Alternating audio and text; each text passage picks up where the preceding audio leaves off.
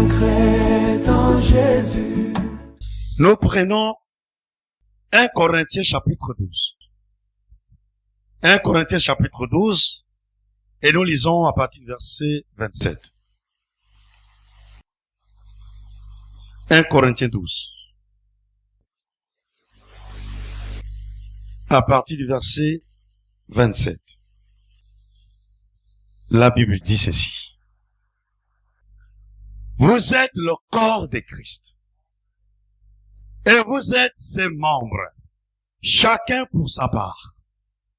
Et Dieu a établi dans l'Église, premièrement, des apôtres, secondement, des prophètes, troisièmement, des docteurs, ensuite, ceux qui ont le don des miracles, puis ceux qui ont les dons de guérir, de secourir, de gouverner, de parler diverses langues.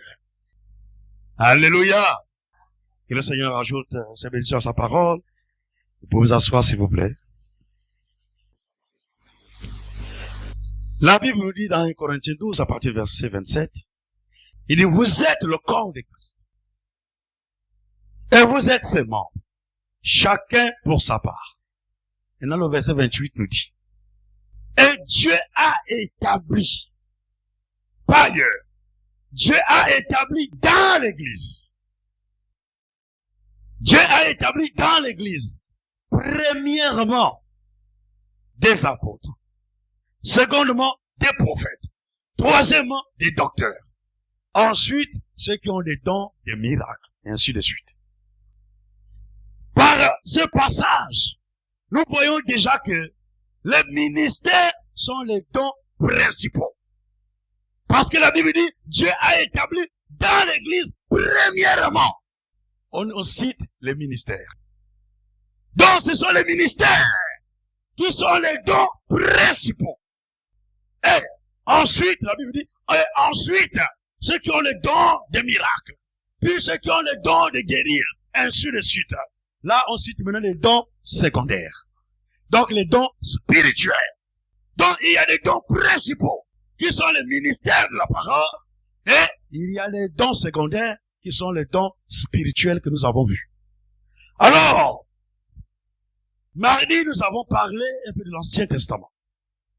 Parce qu'il fallait partir de l'Ancien Testament pour comprendre comment Dieu travaille dans le Nouveau Testament. Et nous avons dit que dans l'Ancien Testament, Dieu a choisi les Lévites. Les Lévites pour exercer le service divin, pour travailler dans la maison de l'Éternel, pour travailler dans le tabernacle, pour travailler dans le temple. Dieu a choisi les Lévites. Et les Lévites sont les descendants de Lévi. Donc, leur ancêtre, c'est Lévi. Lévi, Dieu a pris le nom de Lévi pour donner cela à la tribu. Donc, c'est une tribu en Israël. Parmi les 12 tribus en Israël, il y a la tribu de Lévi. Et tous les Lévites descendaient de Lévi. Et il y avait que des fils, pas des filles. Ce sont les fils de Lévi. Les fils de Lévi qui étaient des Lévites. Et qui pouvaient exercer dans la maison de l'Éternel. Et parmi les Lévites, Dieu a choisi une famille. La famille d'Aaron.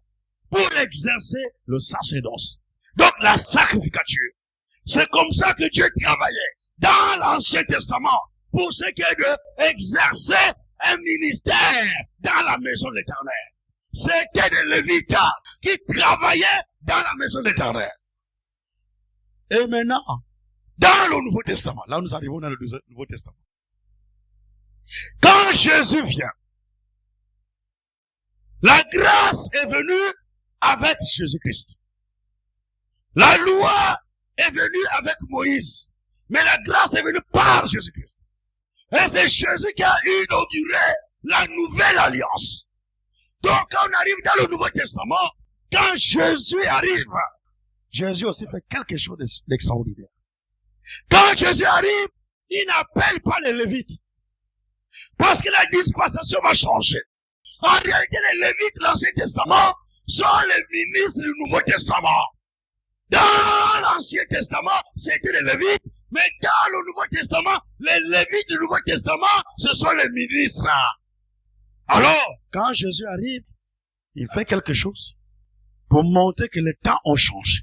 Les dispensations ont changé. Il n'appelle pas les fils de Lévi par rapport à leur tribu. Quand il appelle tout le monde. Il appelle tous ceux qui sont Israël. Tous ceux qui sont d'Israël. Alors, il a commencé à appeler ses disciples. Il a commencé à appeler Pierre. Il a commencé à appeler André. Il a commencé à appeler Jacques. Il a commencé à appeler Jean. Il a commencé à appeler tous ses disciples. Il les a appelés. Et quand il a appelé, ils étaient au nombre de 12. Et le 12 là, c'est pour montrer les 12 tribus d'Israël. Les 12 apôtres que Jésus a appelés, c'était pour montrer qu'il y a 12 tribus en Israël. Cela typifie les 12 tribus d'Israël. Alors, quand il appelle les 12, il les appelle, alors lui-même, il se charge de leur donner un nom. Et quand il appelle les 12 là, les 12 disciples, il leur donne un nom. Il ne les appelle pas Lévites. Il leur donne un nom. Rapidement, nous avons lu le livre dans Luc 18. Luc 6.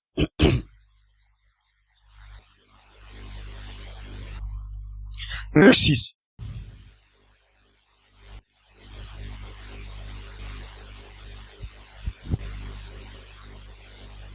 Luc chapitre 6. Et nous lisons à partir du verset 12. La Bible dit ceci. En ce temps-là, Jésus s'est rendu sur la montagne pour prier. Et il passa toute la nuit à prier Dieu. Quand le jour parut, il appela ses disciples. Et il a choisi 12. Il a choisi 12. Ok, il donna le nom. Il donna le nom d'apôtre. Là, on commence à rentrer dans les ministères. Quand il appelle ses 12 disciples, il leur donne un nom. Il leur donne le nom d'apôtre. Ce sont les apôtres. Quand il appelle les disciples, il leur qualifie d'apôtres. Il leur dit, vous êtes mes apôtres. Et nous savons que les apôtres font partie des ministères. Alors, parmi les apôtres, qu'il a appelé, qu'il a lui-même établi. Vous savez, les ministères, c'est Dieu qui les établit. C'est pas un homme qui établit les ministères. C'est pas un homme qui distribue les ministères. Mais c'est Dieu lui-même qui établit les ministères. On n'établit pas les ministères. C'est vrai qu'on voit ça dans les églises. Quand quelqu'un arrive, là, on va dire, celui qui est ici, le pasteur, commence à dire, non, toi, maintenant, tu es évangéliste. Toi, tu es apôtre. Toi, tu es prophète. Mais c'est vraiment une aberration. C'est Dieu qui établit les ministères. Et non un pasteur. C'est Dieu qui connaît les dons qui sont en vous. Si vous avez un don de la parole, ce don-là vient de Dieu. Ça ne vient pas du pasteur. Ça vient de Dieu. Alors c'est Dieu qui l'a donné et c'est Dieu qui t'établit dans ton ministère. Ce que les hommes peuvent faire, c'est juste reconnaître le don qui est déjà en toi. Ce qu'on appelle la main d'association. On va t'appeler, on va te consacrer, on va te ordonner au ministère. Mais on ne va pas t'établir au ministère. Deux choses différentes. On n'établit pas les ministères.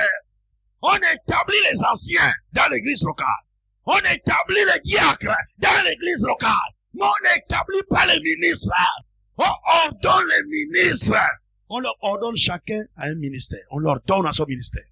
Donc c'est juste une main d'association. On va prier pour toi pour que tu vas exercer tranquillement ton ministère. Alors, il a choisi 12. Et quand il a choisi ces 12 là, parmi les 12, comptez vous-même. Parmi les 12, on va les regarder nous-mêmes. On va les regarder. Parmi les 12, il n'y a pas une femme. Vous savez, Dieu fait des choses toujours conformément à ce qu'il a déjà fait. Pour vous dire, Dieu n'évolue pas. C'est les hommes qui évoluent. Dieu ne change pas. C'est les hommes qui changent. Dieu est toujours le même. La Bible dit, il est le même hier. Dans l'Ancien Testament, c'est lui qui a établi le ministère là-bas. Il est le même aujourd'hui. Dans le Nouveau Testament, c'est lui qui a établi aussi le ministère, c'est lui. Et il est le même éternellement. C'est le même Dieu. Donc, il ne change pas.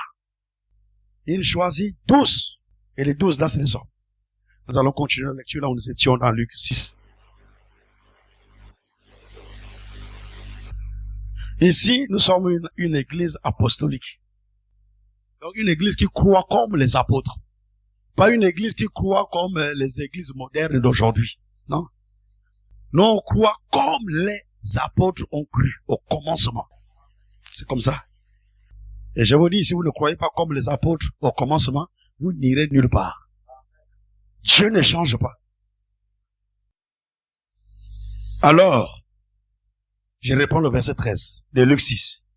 Quand le jour parut, il appela ses disciples et il en choisit 12, auxquels il donna le nom d'apôtres. Le verset 14. Simon, qu'il nomma Pierre. Simon Pierre, c'est un homme. André, son frère. Pas André, sa sœur. André, son frère. Jacques, Jean, Philippe, Barthélemy, Matthieu, Thomas, Jacques, fils d'Alphée, Simon appelé le Zélote, Jude, fils de Jacques, et Judas Iscariote qui devint traître. Parmi ces 12 apôtres-là, il n'y avait que des hommes. Mais Dieu connaît sa parole. Dieu est prisonnier de sa parole. Dieu ne change pas. Il fera toujours les mêmes choses qu'il a déjà faites. Donc il a choisi 12. Et il n'y a que 12 hommes. Mais quand Jésus marchait dans les rues de Jérusalem, quand Jésus manifestait son ministère, il était accompagné des 12 apôtres, mais il était aussi accompagné de quelques femmes. On va pas donner la place aussi des femmes. Quand Jésus était là, lui-même, il était aussi accompagné de femmes. Ne pensez pas que les femmes n'ont pas un rôle à jouer dans l'œuvre de Dieu. Dans l'œuvre de Dieu, tous ici, nous avons un rôle à jouer. Alors, quand Jésus était là, quel était le rôle des femmes? Nous allons rapidement aller dans Luc 8. Nous étions dans Luc 6. Nous montons dans Luc 8.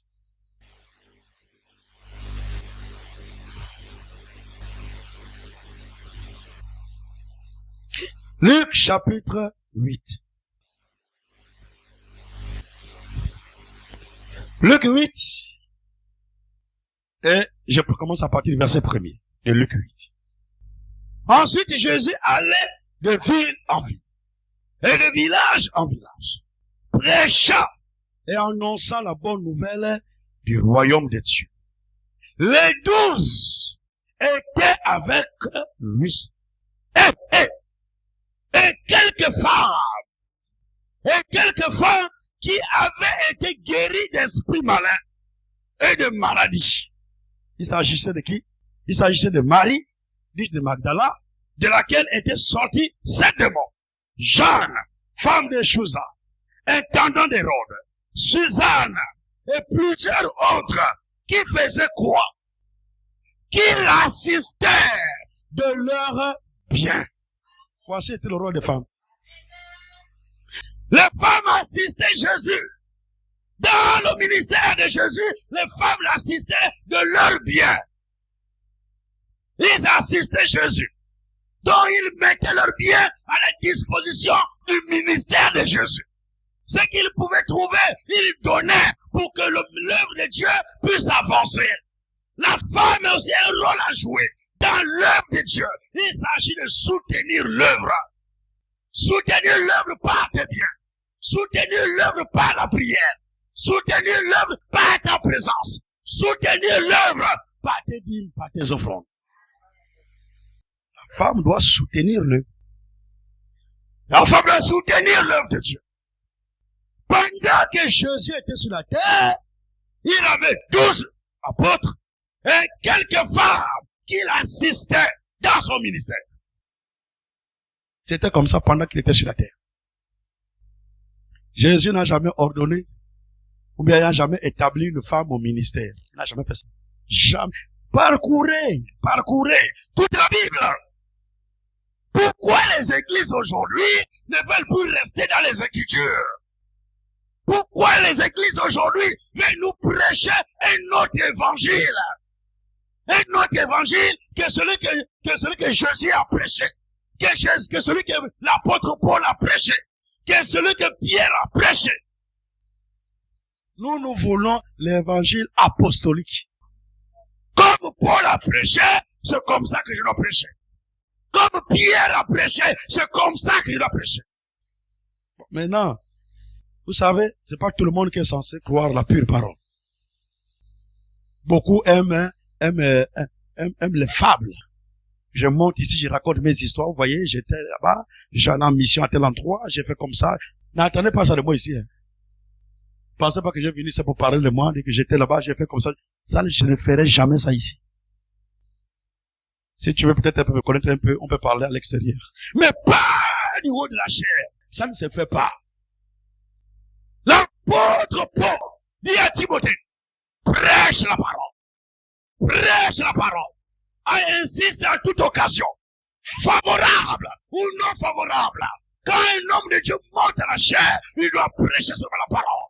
Il doit prêcher la parole. Il n'a pas parlé d'autre chose que de prêcher la parole. Et nous qui sommes ici, assis, ici au bas, nous n'avons pas besoin d'attendre les histoires d'un pasteur. Nous voulons la parole. Nous venons ici pour la parole. Alors, pasteur, prêche-nous la parole. Évangéliste, prêche-nous la parole. Apôtre, prêche-nous la parole. C'est cela que nous voulons. Nous attachons pas les gens à vous. Vous savez les histoires que les hommes de Dieu me racontent là. Les soi-disant hommes de Dieu. Elles me racontent, c'est pour attacher le peuple à eux. Au lieu que le peuple soit attaché à Jésus, il est maintenant attaché au pasteur. Je vous dis la vérité. Tous ceux qui ici vont écouter ce soir. Tous ceux qui sont attachés aux hommes, dans les églises, n'iront jamais à l'enlèvement. Et ça, je le dis selon la base scripturelle des Écritures. Tous ceux qui dans les églises sont attachés au pasteur. Leur Dieu c'est le pasteur. Ils ne servent que le pasteur. Tout pour eux c'est le pasteur. Si le pasteur dit même quelque chose qui contredit la Bible, ils préfèrent choisir ce que le pasteur a dit. Ceux-là n'iront pas à l'enlèvement. Nous, notre absolu, c'est pas un homme. Notre absolu, c'est pas un pasteur. Notre absolu, c'est la Bible. C'est la parole de Dieu. Et la parole de Dieu est au-dessus de tout le monde. La parole de Dieu est au-dessus du pasteur. La parole de Dieu est au-dessus de tous les laïcs ici. La parole de Dieu est au-dessus de tout le monde. Donc même le pasteur doit se soumettre à la parole. Il se soumet pas à la parole, on le met de côté. On le fait asseoir. Oui. Ah, ces églises, ça sont rares. Hein. Mais je sais, ici, c'est comme ça. Hein. Les églises qui font asseoir un pasteur sont les églises rares. Vous allez les compter. Mais ici, c'est comme ça. Oui. Alors, Jésus était accompagné de 12 apôtres et de quelques femmes qui l'assistaient dans son ministère. Maintenant, quand Jésus est allé à Golgotha, il a donné sa vie à Golgotha. Il a versé son sang à Golgotha. Quand il est ressuscité, le 3e jour, il est monté au ciel. Et Éphésiens nous dit, Éphésiens 4 nous dit, étant monté au ciel, étant monté dans les hauteurs, il a fait des dons. Quand il est monté, il a fait des dons. Pendant qu'il était présent, il y avait qu'un seul ministère. C'était le ministère apostolique. C'était les apôtres. Mais quand il est monté, il a fait des dons aux hommes. Aux femmes, aux hommes. Éphésiens 4. Il a fait des dons aux hommes.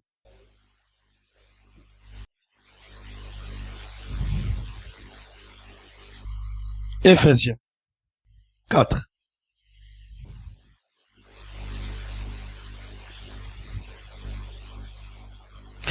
Éphésiens 4, nous lisons à partir du verset 8. À partir du verset 8 d'Éphésiens 4. C'est pourquoi il est dit, étant monté en haut. Suivez la lecture avec moi, s'il vous plaît. Suivez bien la lecture et prenez note de ces écritures qu'on est en train de lire.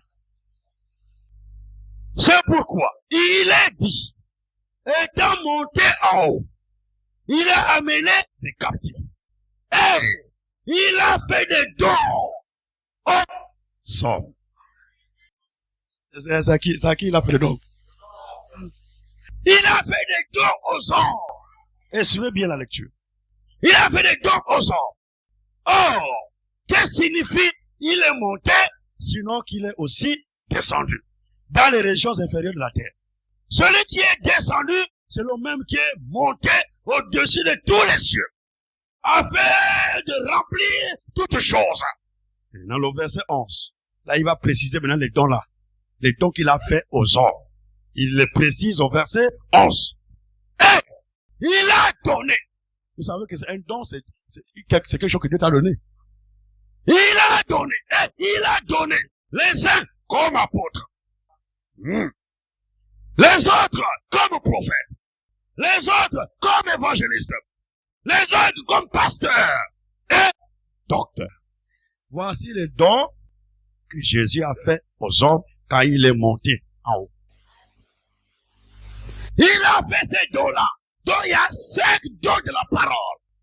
Ce sont les dons de la parole. Il y a 5 ministères. Le ministère d'apôtre. Ça, pendant qu'il était déjà sur la terre, les gens pouvaient déjà savoir qu'il y avait des apôtres. Mais ensuite, quand il est monté, il a fait des dons. Les gens aussi savaient, pendant qu'il était là, on parlait aussi des prophètes. Mais, un autre ministère apparaît. Évangéliste. Évangéliste. Pasteur. Docteur. Apôtre. Prophète. Sont les 5 ministères de la parole. Ce sont les ministères que les hommes seulement doivent exercer. C'est là où ça cause des problèmes avec les églises. Hein. Quand on leur dit, montrez-nous seulement une seule écriture de la Bible où une femme a exercé un ministère, là, ils se fâchent. Mais nous, on peut montrer plein des écritures. Plein des écritures. C'est rempli depuis l'Ancien Testament jusqu'à le Nouveau Testament. C'est rempli. Vous savez, c'est des doctrines des démons. Quand une doctrine est prêchée, n'est pas conforme à la parole, c'est une doctrine des démons. C'est les démons qui prêchent. Donc, il y a 5 ministères. Il y a 5 dons de la parole. Il y a le don d'apôtre, le ministère d'apôtre, le ministère de prophète, le ministère d'évangéliste, le ministère de pasteur et le ministère de docteur. Ce sont les 5 ministères de la parole. Quand on dit ministère de la parole, c'est que Dieu utilise ces dons-là pour prêcher à son peuple, pour parler à son peuple. Ce sont les ministères de la parole. Ce sont les dons principaux. Dans une assemblée, il doit avoir ces dons-là pour parler au peuple de Dieu, pour prêcher au peuple de Dieu. Si vous vous rassemblez sans un don de la parole, vous n'allez pas avancer. La parfaite volonté de Dieu est que le peuple de Dieu soit conduit par des véritables ministres de la parole. Soit prêché par un véritable ministre de la parole. Et si vous n'avez pas un véritable ministre, la perfection, vous n'arriverez pas. Nous allons continuer un peu. Le 12. Pour comprendre pourquoi ces ministères ont été donnés. Pour le perfectionnement, le verset 12. Pour le perfectionnement des saints, en vue de l'œuvre du ministère et de l'édification du corps de Christ. Les 5 ministères travaillent dans le corps, pas dans l'assemblée locale. Et ils travaillent dans le corps de Christ. Ils travaillent pour l'édification du corps de Christ. Voici pourquoi ils voyagent beaucoup. Et le corps de Christ, c'est pas seulement dans une seule ville. C'est pas seulement dans un seul pays. C'est sur toute la terre habitée. Alors, les véritables ministres doivent voyager. Ils doivent prêcher ici autour. Ils doivent prêcher à Libreville. Ils doivent prêcher à Port-Gentil. Ils doivent prêcher à Kinshasa. Ils doivent prêcher à Paris. Prêcher partout. Il doit aller là où se trouve le corps de Christ. Alors que les dons spirituels, ils ne voyagent pas. Ils travaillent localement. Les dons de prophétie, les dons de miracles, les dons, tous ces dons-là, c'est localement.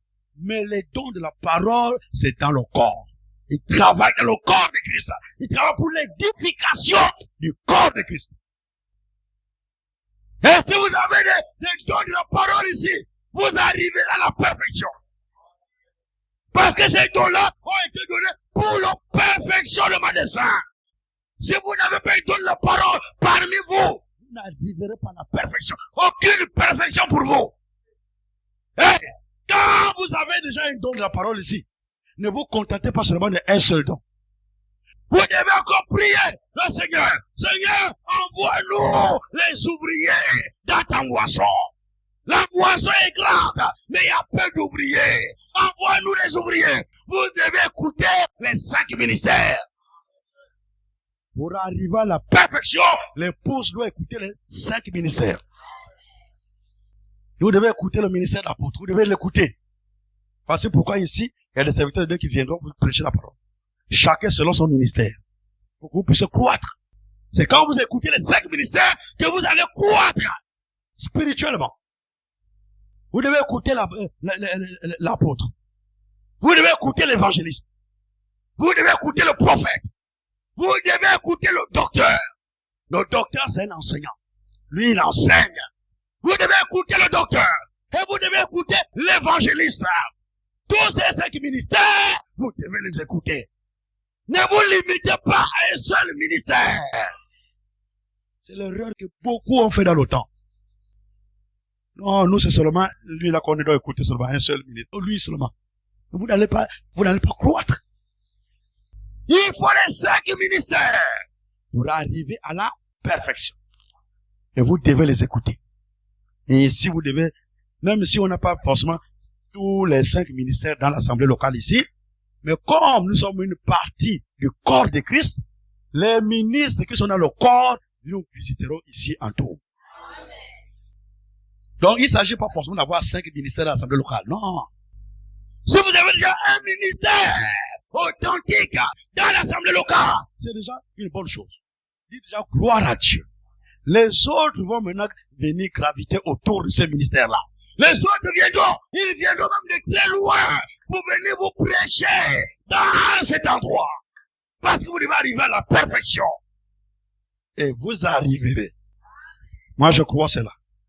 Vous arrivez à la perfection. Parce que ici, vous avez commencé de la bonne manière. Vous avez commencé par la parole et vous allez terminer par la parole. Quand on commence par la parole, on termine par la parole et là, le ciel va s'ouvrir. Et nous monterons, nous irons dans l'enlèvement pour la rencontre de notre Seigneur dans les airs. Je vous dis la vérité. Cette assemblée est née sur la base de la parole. Et comme ça a commencé par la parole, attendez voir ce que Dieu achève son œuvre par la parole. Alors, les 5 ministères, ce sont les hommes qui doivent exercer ces ministères-là. Pas les femmes, les hommes. La prédication ici, c'est réservé aux hommes. La prédication de la parole, enseigner la parole, c'est réservé aux hommes. Moi, je suis fidèle à la parole.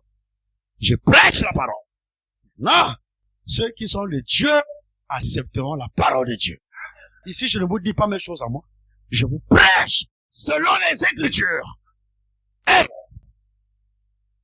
Dieu lui-même, au travers de ses serviteurs, a mis en garde les femmes. Rapidement, 1 Corinthiens, nous allons finir. Je dis aujourd'hui, je ne vais pas rester longtemps. 1 Corinthiens 14. Quand une église est en ordre, bibliquement, le Saint-Esprit travaille. Mais quand il y a le désordre dans la maison de Dieu, le Saint-Esprit ne travaillera pas. C'est le diable qui travaille. Vous pensez que toute manifestation de l'église, c'est le Saint-Esprit? Non. Satan aussi se manifeste dans les gens. 1 Corinthiens 14.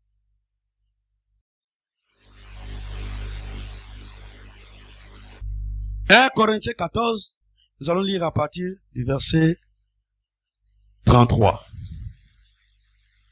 Verset 33. Et 1 Corinthiens 14. Car Dieu n'est pas un Dieu de désordre. Ah, c'est très C'est bien que ça commence comme ça. Il y a beaucoup de désordre dans les églises. Car Dieu n'est pas un Dieu de désordre, mais de paix. Comme, écoutez bien, comme dans toutes les églises des saints. Comme, je réponds, comme dans toutes les églises des saints, que les femmes se taisent dans les assemblées. Car il ne leur est pas permis d'y parler, mais qu'elles soient soumises selon que le dit aussi la loi. Voici pourquoi nous sommes répartis dans l'Ancien Testament. Dans la loi, c'était l'Ancien Testament. La loi de l'Ancien Testament ne permettait pas à une femme d'être lévite, à une femme d'être sacrificateur. Cela n'existe pas. Et dans le Nouveau Testament, l'apôtre Paul reprend la loi. Il reprend l'Ancien Testament pour dire, comme dans l'Ancien Testament, les femmes au sein du Nouveau Testament ne doivent pas prêcher. Oui. Et l'Ancien Testament et le Nouveau Testament sont en accord. Pourquoi vous voulez mettre vos pensées? Pourquoi vous voulez donner au peuple de Dieu vos propres pensées?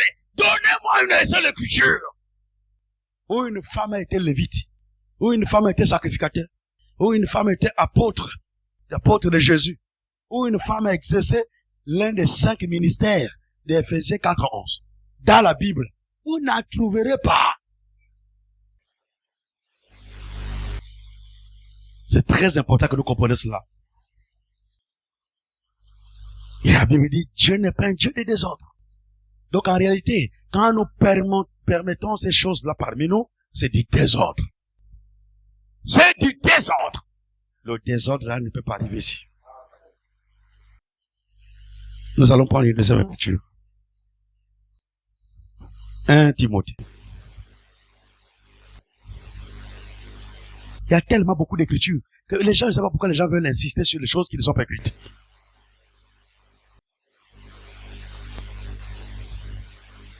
« 1 Timothée 2, à partir du verset 11. La Bible dit dans 1 Timothée 2, à partir du verset 11, que la femme écoute l'instruction en silence, avec une entière soumission. Le verset 12.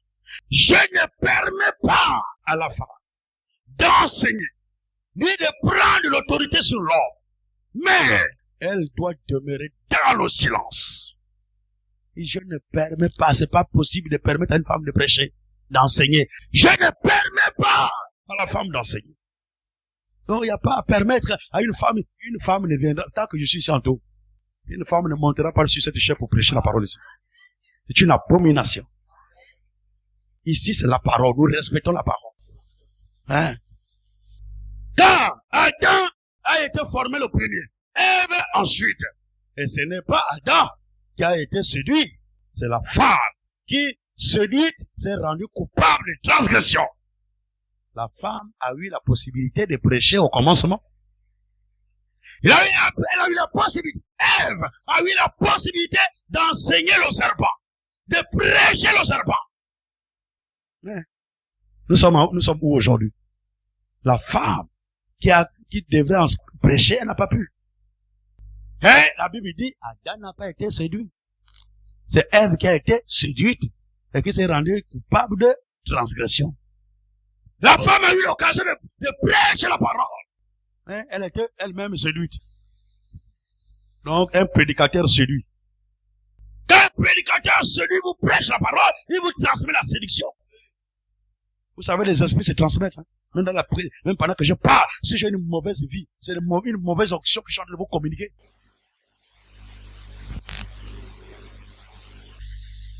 Alors, l'apôtre Paul, ici dans 1 Timothée 2, verset 12, dit, je ne permets pas à la femme d'enseigner.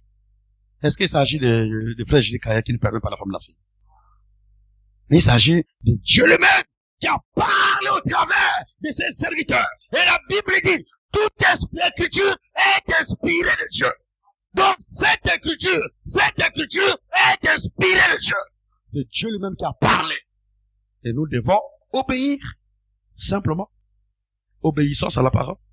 Vous savez, Ici, la Bible dit, je ne permets pas à la femme d'enseigner, ni de prendre de l'autorité sur l'homme. Bon, vous savez, Dieu a déjà dit que la femme soit soumise à l'homme dans son foyer. Dieu a dit, femme, Éphésiens 5, femme, soyez soumise à vos maris. C'est déjà dit. Bon, maintenant, la femme qui doit être soumise à son mari là, à la maison, elle arrive à l'église, maintenant c'est elle qui monte, maintenant sur la chaise. Et le mari est maintenant assis. Et c'est maintenant la femme qui prend l'autorité. Parce que quand nous prêchons, nous prenons l'autorité. Ah, si vous ne le savez pas. Quand je prêche, j'ai l'autorité sur toute la salle. Donc quand la femme prêche, elle a même l'autorité sur son mari. Contradiction. Femme, soyez soumise à vos maris. Donc, l'apôtre Paul dit, je ne permets pas à la femme d'enseigner, ni de prendre l'autorité sur l'homme. Si elle vient ici, elle prêche, elle prend l'autorité sur l'homme. Et là, c'est du désordre. Nous allons finir avec Apocalypse chapitre 2.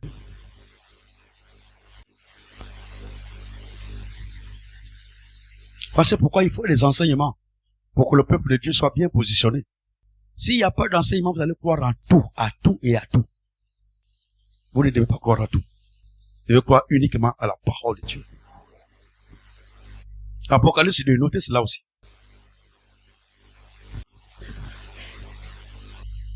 À partir du verset 19. Apocalypse 2, à partir du verset 19, la Bible dit, je connais tes œuvres, ton amour, ta foi, ton fidèle service, ta constance et tes dernières œuvres plus nombreuses que les premières. Maintenant, écoutez bien le verset 20. Verset 20. Mais, Dieu loue d'abord les qualités. Hein. Après il dit, mais, c'est que je contre toi. C'est que Dieu a contre les églises d'aujourd'hui. Mais c'est que je contre toi. C'est que tu laisses la femme, Jézabel, qui se dit prophétesse. Ah, il y en a beaucoup hein, dans la vie. Qui se disent prophétesse. Qui se dit prophétesse, enseigner et séduire mes serviteurs. Pour qu'ils se livrent à l'impudicité, qu'ils mangent des viandes sacrifiées au Sidon. Je loue vos qualités. Mais, c'est que je contre vous, les églises modernes. C'est que la Bible a dit, je ne permets pas à la femme d'enseigner, mais vous laissez la femme, Jézabel, qui s'est dit prophétesse. Elle n'est pas prophète. Mais elle-même, elle s'est dit prophétesse. Donc c'est elle-même qui s'est fait appeler prophétesse. Il y en a combien aujourd'hui? Il y en a plein. Il y en a beaucoup. Nous, on ne s'occupe pas de ça. On s'occupe de la parole. Dieu lui-même s'occupera de ces cas-là. Nous nous occupons de la parole.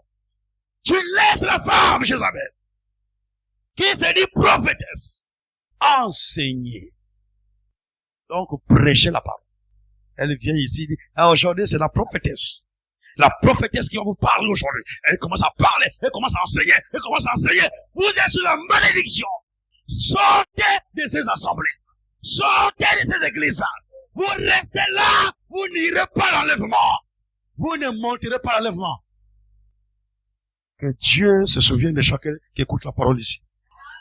Ce que vous avez écouté là, vous avez déjà écouté. Si vous faites le compromis sur cette parole, vous serez jugé selon ce que je viens de prêcher aujourd'hui. Au jour du jugement, Dieu lui-même va vous rappeler la prédication d'aujourd'hui. Comment la prédication a été prêchée. Et vous partez encore là où il se trouvent les femmes.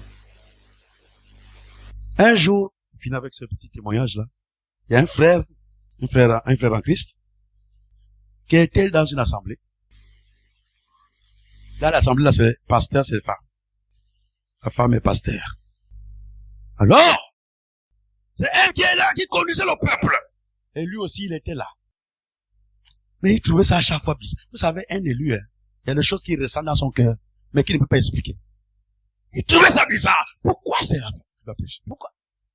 Un jour, pendant qu'il était dans sa méditation de la parole, il tombe sur 1 Timothée 2 qu'on vient de parler là, qu'on vient de lire. 1 Timothée 2, le verset 12. Il est là où l'apôtre Paul dit, je ne permets pas à la femme d'enseigner. Il dit, je suis dans l'erreur. Qu'est-ce que je fais ici? Et j'ai aimé son courage. Il a pris la Bible. Il est parti voir la pastoresse là-haut. Il allait voir la pastoresse, il dit, mais voici l'écriture. La Bible dit, on ne permet pas à la femme d'enseigner, mais pourquoi toi tu prêches? Oh non! Elle a commencé à se fâcher. C'est comme ça. Montre-moi l'écriture sur laquelle tu te bases, non? Elle commence à te fâcher. Oh non! C'est pas ça! Oh! Commence à parler, commence à se fâcher. Le frère m'a dit, bon, merci beaucoup. Dieu m'a aidé. Vraiment, Dieu m'a aidé. Dieu m'a éclairé. Maintenant, je sors de cette assemblée. Je vais maintenant ailleurs. Il ne savait même pas là où il devait partir. Il dit, je quitte. Mais je vous dis, le frère là, les femmes là sont dans les mauvaises choses. Il a été persécuté mystiquement. Mystiquement. Jusqu'à ce que on l'a amené à l'assemblée là où nous étions à Libreville. On l'amène à l'assemblée là-bas. L'un de ses frères l'amène à l'église à Libreville là-bas. Quand on l'amène, c'est comme ça qu'il commence à parler, il commence à expliquer. On a prié pour lui. Prié pour lui. Parce qu'il commençait déjà à délirer. Et il a fini par être rétabli. Aujourd'hui, il prêche même cette parole-là. Et il condamne ces choses-là. Lui-même, il a expérimenté ça, il était dedans. Il peut en parler même clairement. Mais nous ne devons pas être dans ces endroits-là. Il y a plein des écritures qui montrent clairement la volonté de Dieu. Dans notre temps, nous devons écouter que les vrais ministres de la parole. Et les ministres de la parole, ce sont les hommes. Ce sont les Lévites en un mot. Et comme je vous ai dit, les Lévites de l'Ancien Testament là, ce sont, là le Nouveau Testament, c'est les ministres. Donc les ministres qui sont dans le Nouveau Testament sont en réalité les Lévites. Mais on ne les appelle pas les Lévites maintenant aujourd'hui. On les appelle les apôtres, on les appelle les docteurs, on les appelle les évangélistes, on les appelle pasteurs, on les appelle prophètes. C'est ça qu'on les appelle aujourd'hui. Que Dieu vous bénisse pour aujourd'hui.